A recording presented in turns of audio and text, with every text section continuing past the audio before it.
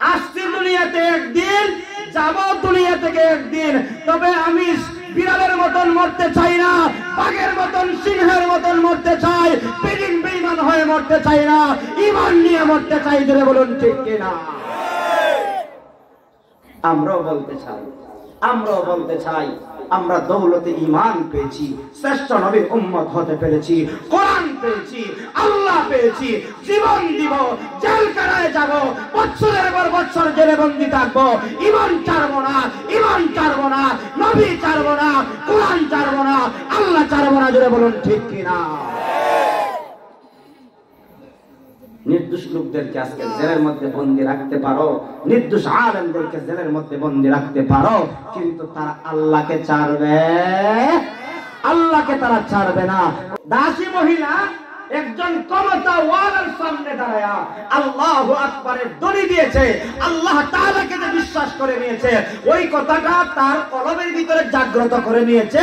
বলছে জীবন যাইতে পারে, সন্তান যাইতে পারে, দুনিয়ার সব কিছু বিলীন করতে হলে বিলীন করব, কিন্তু আমার আল্লাহকে আমি ছাড়তে পারবো না, আমার আল্লাহকে ছাড়তে পারবো না, আমার আল্লাহর মহব্বত কলব থেকে বের করতে পারবো না। জোরে জোরে আওয়াজ দিয়া বলুন আল্লাহু আকবার। ওই দাসী মহিলা ডাক দিয়া বলে, ফেরাউনকে রব বলে স্বীকার করার জন্য, কিন্তু দাসী মহিলা ডাক দিয়া বলে, না না, আমি তোমাকে রব বলে স্বীকার করতে পারবো না, আমি তোমাকে রব বলে স্বীকার করতে পারবো না। তাফসীরে মাআলিমুত তানজিলের মধ্যে ওই বান্দির ঘটনাটা এত সুন্দর করে উল্লেখ করা হয়েছে। ওই বান্দি মহিলাটা মুসা আলাইহিস সালাতু ওয়াস সালামের উপরে ঈমান আনয়ন গ্রহণ করে কালেমা পড়ে মুসলমান হয়ে গেছে। লা ইলাহা ইল্লাল্লাহ মুসা কালিমুল্লাহ, কিন্তু তাই কথাটা মনের ভিতরে আছে, কলবের ভিতরে আছে, প্রকাশ করে নাই। মনে মনে ভাবলো যদি প্রকাশ করি, ওই যে বেদিনটা আছে, বাদশাটা আছে, আমার উপর নির্যাতন করবে। আজ দেখবেন আমাদের সমাজের মধ্যে দুর্বল মানুষদের উপরে সবল নেতারা আক্রমণ করে, নির্যাতন করে, আছে না নাই? দেখবেন গরিবরে পাইলে আরো তারে জাতা দেয়, আসেনি? আর দড়ি যখন সামনে দেখে কয় চাচা কিতা কই, আমি তো আপনার সাথে আছি, আপনারা কেউ কথা কইলে তার 12টা বাজাই দিব, কই না। কিন্তু গরিব যদি যায় তারপরে যা 60 লাখ ওইবারাই দেরি, আসেনি লোক।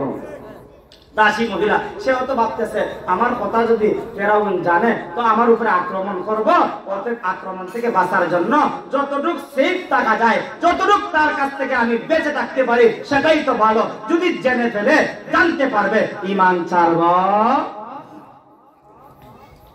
এক পর্যায়ে ওই দাসী মহিলা ফেরাউনের মেয়ের চুলগুলো পরিপাটি করে দেয়, আশ্রয়া দিতে যাইয়া হাত থেকে শিরোনিটা পড়ে যায়।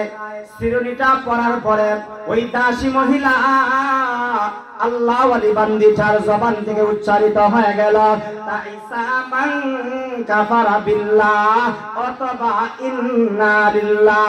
এবার আপনারা একটা জবান বন্ধ রাখবেন না, উঁচু আওয়াজে বলুন, এই শব্দগুলোর ভিতরে আমার রব আল্লাহর নামটা আছে না নাই? আরেকটু জোরে বলুন, আছে না নাই? ফেরাউনের মেয়ে ডাক দিয়া বলে, ও দাসী মহিলা, মা সেটা তুমি কার নামটা উচ্চারণ করলা? আমি তো জানি এই মিশরের মধ্যে আমার বাবার চাইতে বড় কেউ নাই, আমার বাবাই তো সবচাইতে বড় খোদা। এবার ফেরাউনের মেয়ের কথা শুই না দাসী মহিলা বলে, হায় হায় শুনো, তোমার বাবা তো খোদা না, তোমার বাবা হইল একটা হুদা। তোমার বাবা খোদা না, তোমার বাবা হুদা, তোমার বাবা দান না, তোমার বাবা সুসা। জোরে বলুন ঠিক কি না? এবার মেয়ে কান্না করতে করতে বাবার কাছে চলে গেল। বাবা, ও আমার প্রাণের বাবা, আমি জানি মিশরের মধ্যে আপনার চাইতে ক্ষমতাওয়ালা কেউ নাই, কিন্তু আপনার ঘরে থাকে, আপনার ঘরে ঘুমায়, আপনার দেওয়া খাবার খায়, আপনার দেওয়া পোশাক পরিধান করে, আপনার দেওয়া বিছানার মধ্যে ঘুমায়, আপনার দেওয়া টাকা পয়সা দিয়ে সংসার চালায়, কিন্তু আপনাকে খোদা বলে স্বীকার করে না। এমন কথাটা বাদশা শোনার পরে তার মাথাটা ঠান্ডা না গরম?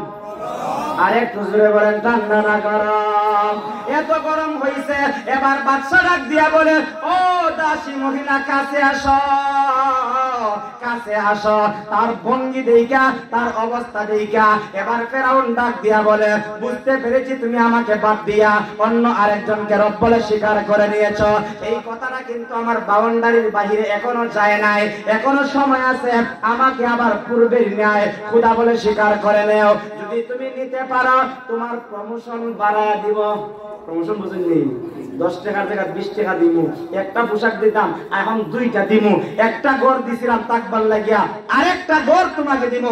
সব কিছু তোমাকে বাড়ায় বাড়ায় দিমু। তবে এখনো সময় আছে, আমাকে খোদা বলে স্বীকার করো। কিন্তু দাসী মহিলা তো আল্লাহওয়ালি, আল্লাহর প্রেম ভালোবাসা তাই কলবের ভিতরে আছে, তাই জানায় দিল, যতই প্রমোশন দেও না কেন, আমি তোমাকে মানতে রাজি। আমরা ওইটা পেতাম নেতা, কিতা কইন আপনি? আপনি আমার 5,000 দিছেন, কালকে তো আপনি 10,000 দিবা। আপনিই তো সবচাইতে বড়। আরে আপনি কিতা কইন? কলিমউদ্দিনের ছেলে সলিমউদ্দিনে আপনার কথা কয়, আমি প্রুফ পাঠাইয়া দিব, তার সামনে দাঁড়াইবো, আপনার কোনো ভয় নাই। এমন নামদারি লোক আছে না নাই?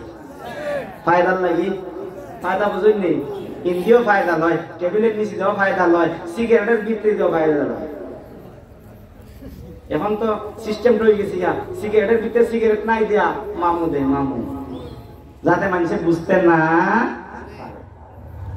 কিন্তু দাসী মহিলা, তার ভিতরে যদি কলবের ভিতরে তাসদীকুল জানান না থাকতো, কলবের ভিতরে আল্লাহর মহব্বত না থাকতো, প্রমোশন পাইছে তো দুনিয়ার সবকিছু ছেড়ে দিয়া তো প্রমোশন তো গ্রহণ করার কথা ছিল, কিন্তু প্রমোশন গ্রহণ করে নাই। বরংস বলেছে, আমার কিছুই লাগবে না, আমি যেই রবের মহব্বত পেয়েছি, সেই রবের মহব্বত পেয়ে জিন্দেগি কাটাইতে চাই, আখিরাতের মেহমান হতে চাই। জোরে জোরে আওয়াজ দিয়া বলুন, আল্লাহু আকবার।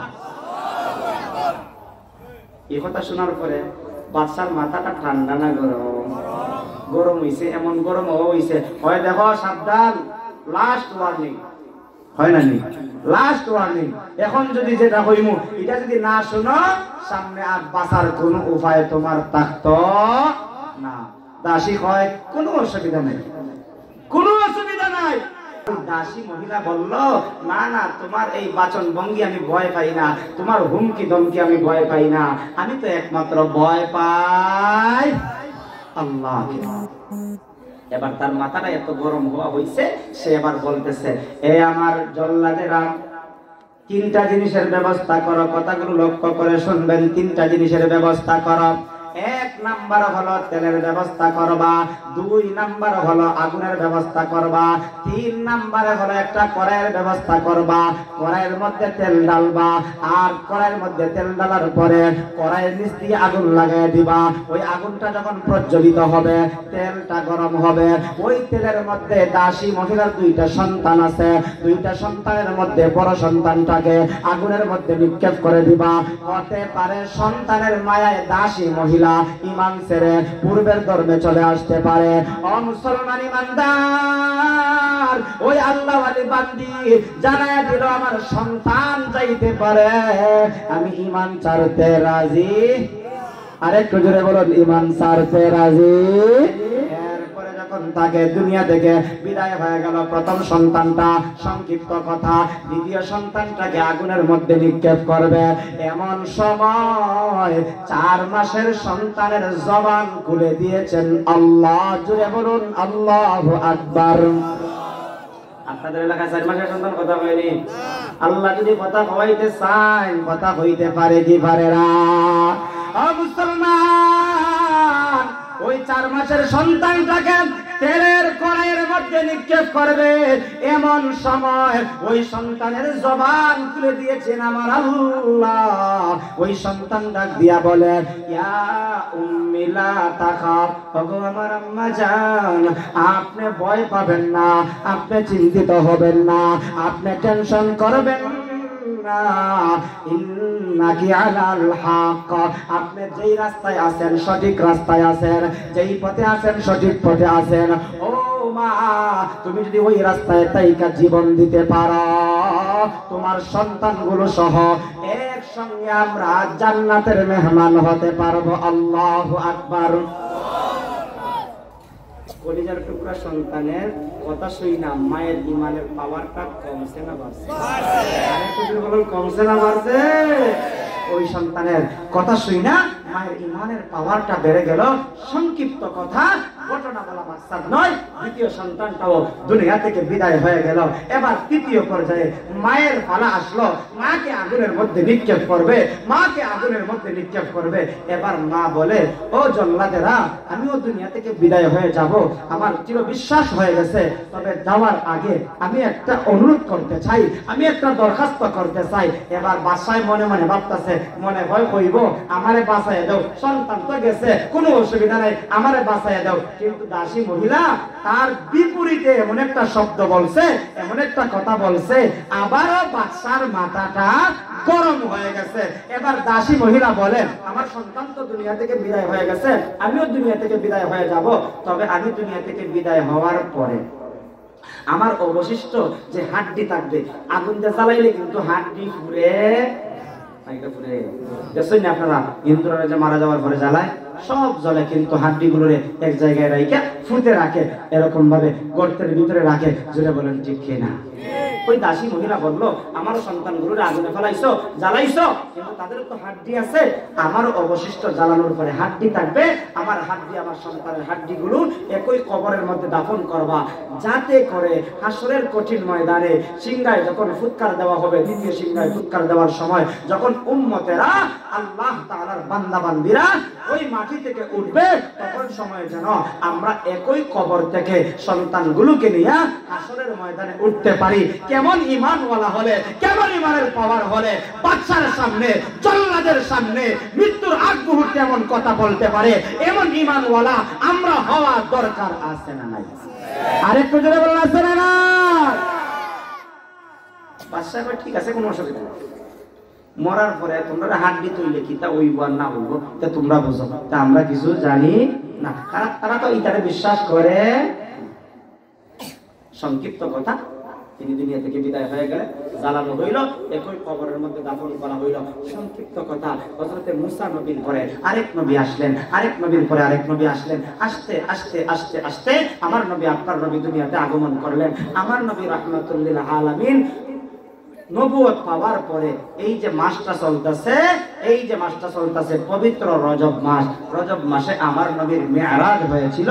সুবহানাল্লাযী আসরা বিআবদিহি লাইলাম মিনাল মাসজিদিল হারাম ইলাল মাসজিদিল আকসা আল্লাযী বারাকনা হাওলাহু লিনুরিয়াহু মিন আয়াতিনা ইন্নাহু হুয়াস সামিউল বাসীর। আমার নবী সাল্লাল্লাহু আলাইহি ওয়াসাল্লামকে বাইতুল্লাহ থেকে বাইতুল মুকদ্দাসে মিরাজের রজনীতে জিবরিল আমিনের মাধ্যমে ভ্রমণ করাইলেন। ও মুসলমান, ভ্রমণ করানোর সময় আমার নবী সাল্লাল্লাহু আলাইহি ওয়াসাল্লামের নাকের মধ্যে জান্নাতের সুঘ্রাণ লাগলো। জান্নাতের সুঘ্রাণ লাগার পরে আমার নবীজি জিবরিল আমিনকে জিজ্ঞাসা করেন, ও ভাই জিবরাইল, আমরা কি জান্নাতের একবারে কাছাকাছি চলে আসলাম নাকি? জিবরিল আমিন বলেন, ইয়া রাসূলুল্লাহ, আমরা তো এখনো জমিনের মধ্যে ভ্রমণ করতেছি। বলে, তাহলে কোথায় থেকে জান্নাতের সুঘ্রাণ আসতেছিল? বলে, ফেরাউনের জামানায় ওই জল্লাদের কাছে, ওই ফেরাউনের ওই নির্যাতনে যে মা আর মেয়ে সন্তানেরা দুনিয়া থেকে বিদায় হয়ে গিয়েছিল, ঈমানের উপরে অটল থাকার কারণে, অবিচল থাকার কারণে তাদেরকে দুনিয়া থেকে বিদায় হওয়ার পরে একই কবরের মধ্যে দাফন করা হয়েছিল। আর দাফন করার পর থেকে তাদের কবরটাকে আমার আল্লাহ জান্নাতের বাগান বানায় দিয়েছে। সুবহানাল্লাহ।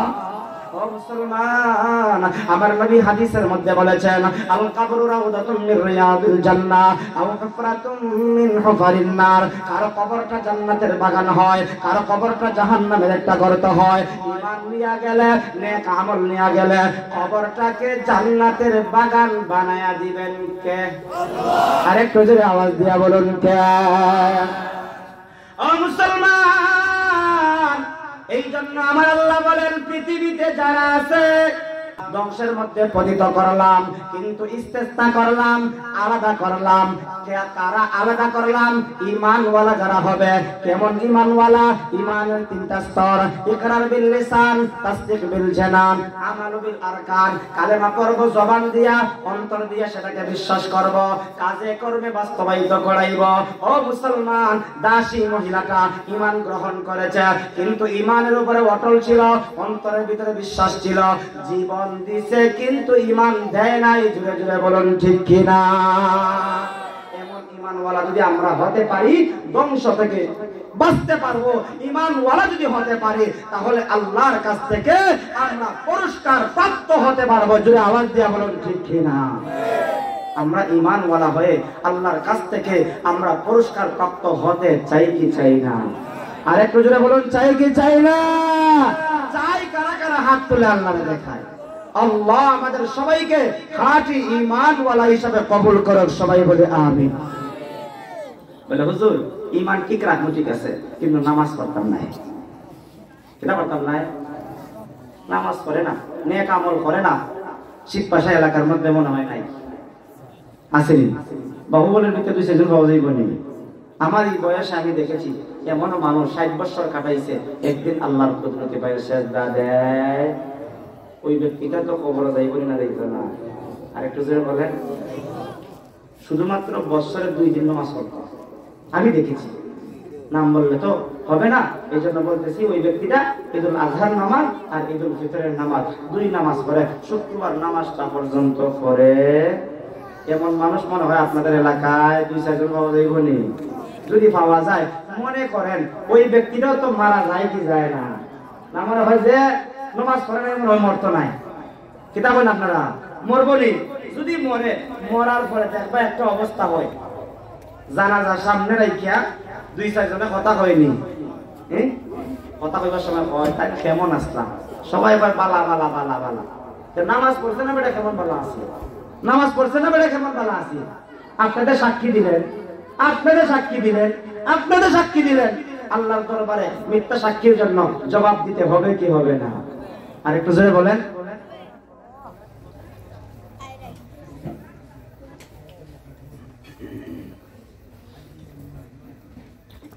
এজন্য আমাকে আপনাকে নেক আমল করতে হবে। নেক আমল যদি করতে পারি 2 নম্বরের গুণ অর্জন হবে। নেক আমল করতে পারলে আমাদের কি লাভ? কি লাভ? কি লাভ? যদি নেক আমল নিয়ে যাইতে পারি, কবরটাকে জান্নাতের বাগান বানায় দিবেন কে? আর একটু জোরে বলেন। আমার আল্লাহ তাআলা বলেন, এমনও বেনামাজি আছে, বেআমলদার আছে, এমনও কিছু মানুষ আছে যেই মানুষগুলো আল্লাহকে সিজদা করে নাই, আল্লাহর কুদরতি পায়ে সিজদা দেয় নাই, আল্লাহর গোলামি করে নাই, আল্লাহর ইবাদত করে নাই, নেক আমল করে নাই, ফজরের নামাজ পড়ে নাই, যোহরের নামাজ পড়ে নাই, আসরের নামাজ পড়ে নাই, মাগরিবের নামাজ পড়ে নাই।